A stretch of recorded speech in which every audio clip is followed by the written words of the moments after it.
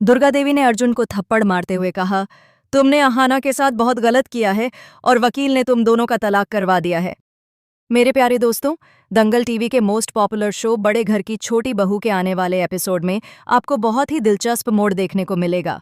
आगे बढ़ने से पहले अगर आप अहाना के फैन हैं तो चैनल को सब्सक्राइब जरूर करें।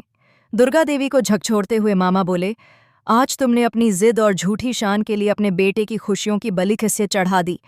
याद रखना, आज तुम सिर्फ एक बहू नहीं खो रही हो बल्कि उस लक्ष्मी को घर से निकाल रही हो जिसने तुम्हारे मकान को घर बनाया था।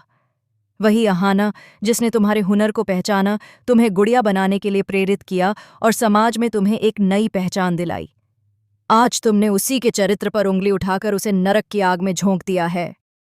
मामा की ये बातें पिघले हुए शीशे की तरह दुर्गा देवी के कानों में उतर गईं। वह कुछ कहना चाहती थीं, पर उनकी जुबान साथ नहीं दे रही थी।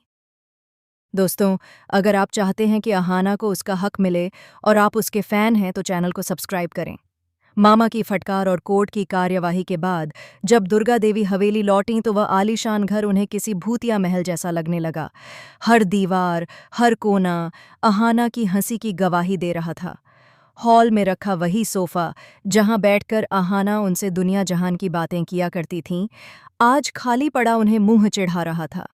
दुर्गा देवी को याद आने लगा कि अहाना के आने से पहले उनकी जिंदगी चूल्हा चौका और जिम्मेदारियों के बोझ तले दबी हुई एक मशीन जैसी थी। अहाना ने ही उन्हें समझाया था कि सास होने से पहले वे एक इंसान हैं। उसी ने उनकी बनाई गुड़ियों की प्रदर्शनी लगवाई थी। पश्चाताप की एक ठंडी लहर उनके शरीर में दौड़ गई। घर में मातम जैसा सन्नाटा था। रसोइये से लेकर नौकर तक सब उदास थे। तभी घर की बाकी तीनों बहुएं, जो अक्सर सास के डर से सिर झुकाए रहती थीं, आज बगावत पर उतर आईं। उन्होंने देखा कि सासू माँ सोफे पर बुत बनी बैठी हैं। बड़ी बहू ने हिम्मत जुटाई और बोली, माँ जी, आज अगर हम चुप रहे तो भगवान भी हमें माफ नहीं करेगा। हम मानते हैं अहाना थोड़ी जिद्दी है, उसके वसूल कड़े हैं, लेकिन क्या गलती सिर्फ उसकी थी? याद कीजिए जब पीसी मोनी ने साजिश के तहत उसके जूस में नशा मिला दिया था। अहाना बेसुध थी, उसे सहारे की जरूरत थी। लेकिन अर्जुन ने क्या किया? बिना सच जाने उसने सबके सामने अहाना के गाल पर तमाचा जड़ दिया। एक पत्नी अपने पति से विश्वास और सम्मान चाहती है, लेकिन अर्जुन ने उसे सिर्फ अपमान दिया। बहुओं की बातें सुनकर दुर्गा देवी का ज़मीर हिल गया। पीसी मोनी की चालें अब उन्हें साफ दिखाई देने लगीं। उन्हें महसूस हुआ कि उन्होंने अनजाने में अपनी ही गृहस्थी में आग लगा दी है। उसी पल दुर्गा देवी ने आंसू पोंछे और कसम खाई कि वह इस अनर्थ को होने से रोकेंगी, चाहे इसके लिए उन्हें अर्जुन और अहाना के पैरों में गिरकर माफ़ी क्यों न मांगनी पड़े। कहानी में अब एक नया मोड़ आने वाला है। अगर आप अहाना के फ़ैन हैं तो चैनल को सब्सक्राइब करें। अगली सुबह सूरज की पहली किरण के साथ दुर्गा देवी श्रुतो मामा के दरवाजे पर खड़ी थीं। रात भर के पश्चाताप ने उनके चेहरे को बदल दिया था। अब वहां एक माँ की ममता और एक सास का फर्ज नजर आ रहा था। उन्होंने मामा का हाथ पकड़कर कहा, दादा, मुझे एक मौका दीजिए। मैंने अपनी आंखों से देखा है, अर्जुन का गुस्सा सिर्फ एक मुखौटा है। अंदर ही अंदर वह अहाना के लिए जल रहा है, तड़प रहा है। लेकिन मुझे परखना है कि क्या अहाना के दिल में भी वही मोहब्बत बाकी है। इसके लिए दुर्गा देवी ने एक मास्टर प्लान बनाया। उन्होंने अर्जुन को एक ज़रूरी बिजनेस मीटिंग का बहाना देकर शहर के मशहूर कैफ़े में बुलाया और वहां पहले से ही एक मॉडल लड़की को उसकी टेबल पर बैठा दिया, ताकि लगे कि अर्जुन अपनी नई जिंदगी शुरू कर चुका है।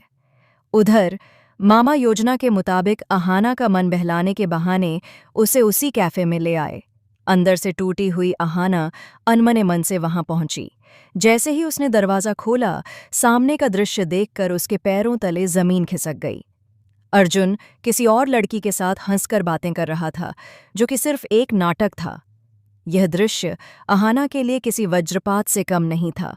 उसे लगा कि जिस अर्जुन के लिए वह आज भी कोर्ट में लड़ रही है, वह उसे भूलकर आगे बढ़ गया।